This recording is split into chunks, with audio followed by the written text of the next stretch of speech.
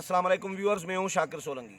Viewers, आज breaking news आपके साथ शेयर करते चलें कि मौलाना फजल रहमान को पीडीएम का सरबराह बना दिया गया है। हमने पहले भी एक प्रोग्राम किया था रज़ाक खत्री साहब के वॉइस ओवर के साथ, और खत्री साहब ने जो वॉइस ओवर दिया था उसमें शायद वॉइस ओवर वाला था, उसमें हमने बताया था कि इम्कानात कवी जो हैं वो मौलाना को ही बनाने के हैं। पीपल्स पार्टी मुखालिफ थी मौलाना को पीडीएम का सरबराह बनाने की, क्योंकि पीपल्स पार्टी को ये ख़दशा था कि मौलाना इस्तीफ़ों के, असेंबलियों से इस्तीफ़ों के बहुत बड़े हामी हैं, नवाज़ शरीफ भी हामी हैं। तो अगर मौलाना को पीडीएम का सरबराह बना दिया गया तो ऐसा ना हो कि मौलाना इस्तीफ़ा का फ़ैसला करा दें और फिर हम इम्तिहान में पड़ जाएं। पीपल्स पार्टी तो इस्तीफ़े नहीं चाहती, सिंध हुकूमत छोड़ना नहीं चाह रही और सिंध असेंबली डिज़ाल्व नहीं करना चाह रही। पीपल्स पार्टी का एक अलग मौक़िफ़ है कि उनका कहना है कि 85 में हमने बाइकाट किया था तो ज़िया-उल-हक़ ने फ़ायदा उठाया था, उसका नई पार्टी क्रिएट कर दी थी। रज़ाक खत्री साहब हमारे साथ मौजूद हैं। खत्री साहब बहुत अच्छे तजिया नगार हैं। खत्री साहब से आज डिस्कस करेंगे। खत्री साहब, वेलकम टू शो सर। बहुत शुक्रिया सर, अभी ये आपके सामने 5 मिनट पहले ही हमने खबर ब्रेक की अपने चैनल पे कि मौलाना फजल रहमान पीडीएम के सरबराह बन गए। पीपल्स पार्टी ना तो करती रही, एपीसी में भी लड़ाइयाँ झगड़े होते रहे। छोटी जमातों का भी मौक़िफ़ यही था कि मौलाना को बनाया जाए, तो आखिरकार पीपल्स पार्टी मान गई। तो अब आगे मौलाना क्या कराने जाएंगे, मतलब अपोजिशन जमातों के साथ किस तरफ जाएंगे? इस्तीफ़े की तरफ वो मामला बढ़ेगा मार्च से पहले? नहीं शाकिर साहब, बहुत शुक्रिया आपका, क्योंकि ये तमाम जमातें हैं और इन जमातों को जो फ़ैसले भी करने होंगे, फ़र्ज़ करें इस्तीफ़ों का फ़ैसला है, तो उस सिलसिले में भी तमाम जमातों को अपनी अपनी जमातों से मुशावरत करनी पड़ेगी। ये मामला सीएसी में जाएगा, सेंट्रल एग्जीक्यूटिव कमेटी में। नून लीग भी है, पीपल्स पार्टी भी है, उसके बाद खुद जेयूआई को अपने भी फ़ैसले करने पड़ेंगे, और ये एक बहुत बड़ा प्रिविलेज होता है, तो उसमें ज़ाहिर है कि इतना जल्दी तो नहीं होता। एक तो ये, दूसरा ये कि ये सारी जो जमातें हैं उनको, क्योंकि ये चारों सूबों के दारुल हुकूमतों में अब जलसे करेंगे, वहाँ एक सियासी सरगर्मी बढ़ेगी, उसके बाद ये डिस्ट्रिक्ट सतह पर भी एक्टिविटीज़ होंगी, उसके बाद ये 3 माह गुजार के फिर ये इस्लामाबाद की तरफ मार्च करेंगे। अब यहाँ एक सवाल होगा कि मेरा जो अंदाज़ा है वो ये है कि मौलाना चाहते होंगे कि किसी सूरत में यहाँ दर ना हो, ताकि हुकूमत को मजबूर किया जाए कि वो खुद ही जो है वो छोड़कर चली जाए। ठीक है ना? यानी वो जो लॉन्ग मार्च का है वो, हाँ, लॉन्ग मार्च को कन्वर्ट कर दिया जाए उसमें धरने में। अब ये पाकिस्तान पीपल्स पार्टी भी धरने की हामी नहीं रही, खुद मुस्लिम लीग नून भी धरने की हामी नहीं रही थी माजी में, लेकिन अब जो मियाँ नवाज शरीफ का मौक़िफ़ है, या जिस तरह उन्होंने टेक ओवर कर लिया मुस्लिम लीग नून को, उसमें अब मैं कुछ नहीं कह सकता कि आने वाले दिनों में मियाँ साहब ने किस तरह का फ्रेमवर्क तैयार किया और उस पर किस तरह वो काम करेंगे। लेकिन एक बात होता है कि एक एग्रेसिव किस्म की लीडरशिप सामने आई है, तमाम अपोजिशन जमातों की जो लीड करेंगे मौलाना। अब किस तरह करते हैं, खुद मेरा ख्याल ये है कि सच्ची बात तो ये है कि इन तमाम जमातों के अंदर भी एक तशवीश पाई जाती है। मियाँ नवाज शरीफ के मौक़िफ़ के हवाले से पीपल्स पार्टी को इशू ये है कि कहीं ये आगे चलकर कोई डील करके हमें इस्तेमाल करके हाथ न निकाल दें, ये जिस तरह माजी में ARD का भी हुआ था। तो इसी तरह मौलाना को भी इशू है। मौलाना को साथ जो आज़ादी मार्च में हुआ था, तो वो चाहते हैं कि ठीक है, मौलाना को आगे तो कर लिया, लेकिन फिर सिर्फ वो उंगली कटाकर शहीदों में नाम लिखवाने की खातिर वो आते थे, तकारीर करते थे, चले जाते थे, लोग उनके शामिल नहीं हुए। अब की बार क्या होगा? अच्छा, इसमें खुद नून लीग की क़यादत के अंदर भी एक, जो जिस तरह मैंने कहा कि तशवीश है कि वो सारे लोग कहते हैं कि यार 60-70 की एज तक पहुँचें, कोई 60 तक, अब जाके जेल में नवाज शरीफ के लिए जाएँ, वो तो लंदन बैठें, हमने कौन सा कसूर किया? वो बदलना तो इस मुल्क में है ही नहीं।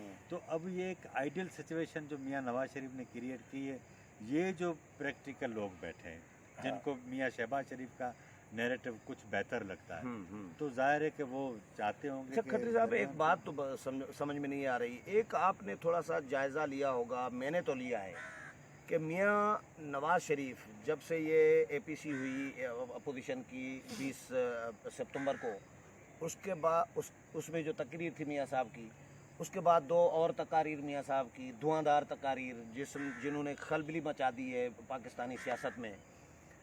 باقی جو جماعتیں ہیں، مولانا چلے گئے کشمیر اپنے تنظیمی دورے پر، بلاول چلے گئے دبئی. پیپلز پارٹی اور باقی جماعتیں بیک فٹ پر نظر نہیں آ رہی آپ کو؟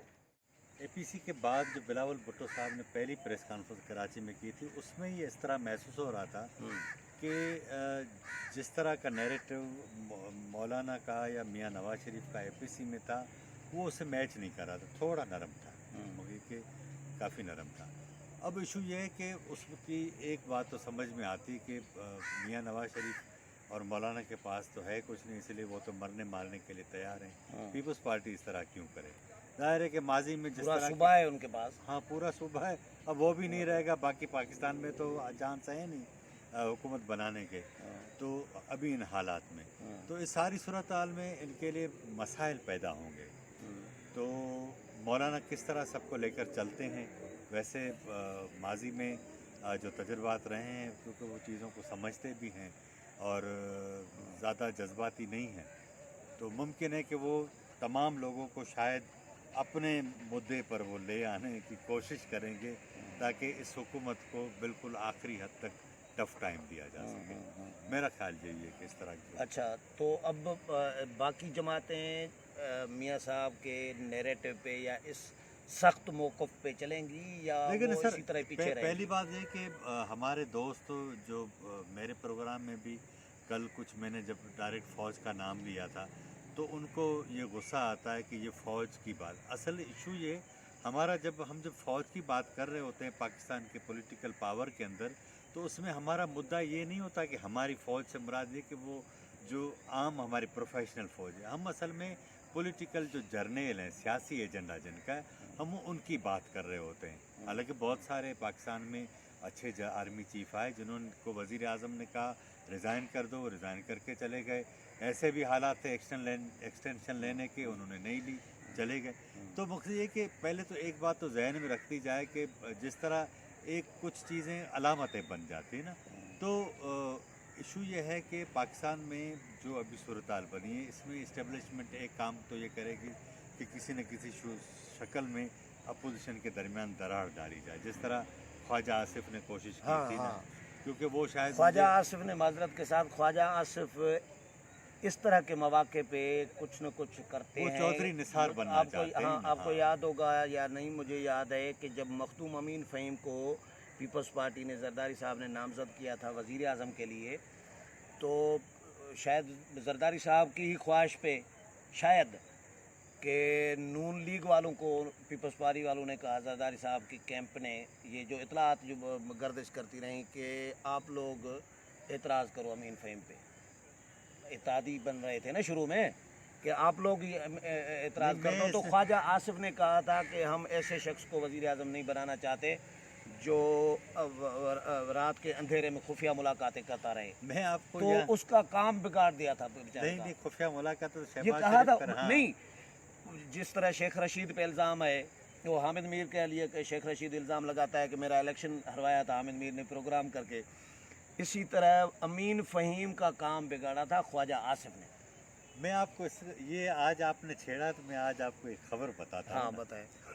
یہ جب امین فہیم کا نام ان کی کیمپ سے آ گیا تھا زرداری صاحب کے، طے کچھ اور ہوا تھا.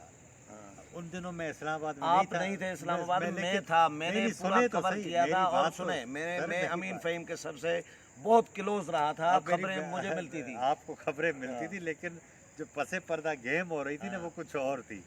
زرداری صاحب کے قریبی دوست تھے، انہوں نے مجھے فون کیا. نہیں، بدین میں آپ انڈیا میں، اس کو چھوڑے نا، یہ ایک راز کی چلے چلے اوکے. میں نے، انہوں نے کہا یہ ہو رہا ہے نا. میں نے کہا کون بننا ہے؟ تو انہوں نے مجھے 2 دن پہلے کہا کہ 3 دن پہلے انہوں نے کہا کہ گیلانی کو بنا رہے ہیں. 3 دن پہلے، ٹھیک ہے نا. اچھا، اب یہ میں بتاؤں، وہ صرف نون لیگ کی طرف سے نہیں، پیپلز پارٹی کے مختلف سرکل سے یہ کروایا گیا تاکہ امین فہیم کو بالکل دیوار کے ساتھ لگا. وہ زرداری صاحب نے ان کو لالی پاپ دیا تھا. اس کا سبب یہ تھا، 2 سبب تھے. ایک تو امین فہیم کے اوپر ان کا ٹرسٹ نہیں تھا، نمبر 1. دوسرا یہ تھا کہ اگر وہ سوچ چکے تھے کہ وہ صدر بنیں گے خود، तो एक ही सूबे से सदर और वजीर आजम भी नहीं बन सकते ये थे। सही है, तो सही ये चीजें तय हुई हाँ, थी बिल्कुल पहले, ऐसा ही है। लेकिन लोगों को दिखाया कुछ और गया हाँ, था, और किया कुछ हाँ, और ऐसा गया ही था। है। तो ये हुआ था। तो वो जिस तरह आप ख्वाजा आसिफ अली हम बात कर रहे थे, तो ये आप देखेगा कि आने वाले दिनों में और इनके इस तरह की दरमियान और हरकत करा दी हरकतें जाएगी। होंगी। हाँ, कोई बयान दिलवाया जाएगा किसी बहुत से बहुत बिल्कुल जिसमें होगा। दरारें पड़ेंगी अपोजिशन में। लेकिन मेरा ख्याल है मौलाना चाहेंगे कि चीज़ों को जो है वो बैलेंस करें।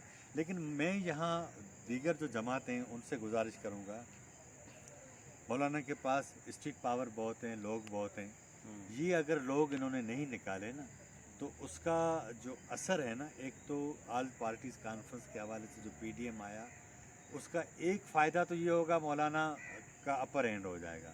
लेकिन दूसरा नुकसान ये होगा कि वो हुकूमत भी कहेगी कि दूसरी सियासी जमातों ने तो हिस्सा नहीं लिया। जिस तरह इमरान खान कहते हैं कि उनके पास तो मौलाना के पास लोग हैं इसलिए वो उनको आगे किया हुआ है। तो इन सबको चाहिए कि इस बार कम से कम एक प्लेटफार्म पर हों कि जो उन्होंने तय किया है वो करें। ऐसा ना हो कि मौलाना को बीच मझदार में छोड़ के ये पीछे चल दे। चलें, आने वाले दिनों में चीज़ें क्लियर हाँ, होंगी, हाँ, पता बिल्कुल, चलेगा। मौलाना से भी हाल अहवाल लेते हैं, पीडीएम की और भी खबरें मिलेंगी, जाहिर। अंदरूनी कहानियाँ भी मिलेंगी। लेकिन आप इनको चले, तो बहुत बताएं। शुक्रिया। न बिल्कुल व्यूअर्स को बताना चाहिए। व्यूअर्स, पीडीएम की जो आज सरबराह इजलास हुआ है, इसमें बड़ा फैसला तो हमने शेयर कर दिया कि मौलाना फजल रहमान को सरबराह बना दिया गया है पीडीएम का। और बाकी क्या कहानियाँ हुई हैं, क्या क्या मौक़िफ़ किस किस का था, किसने हिमायत की, किसने मुखालफत की, बहरहाल अंदरूनी कहानी जो भी हमें मिलेगी वो भी आपके साथ शेयर करेंगे। उम्मीद है प्रोग्राम पसंद आया होगा। अगले प्रोग्राम में फिर मुलाकात होगी, तब तक इजाज़त चाहता हूँ। अल्लाह हाफ़िज़।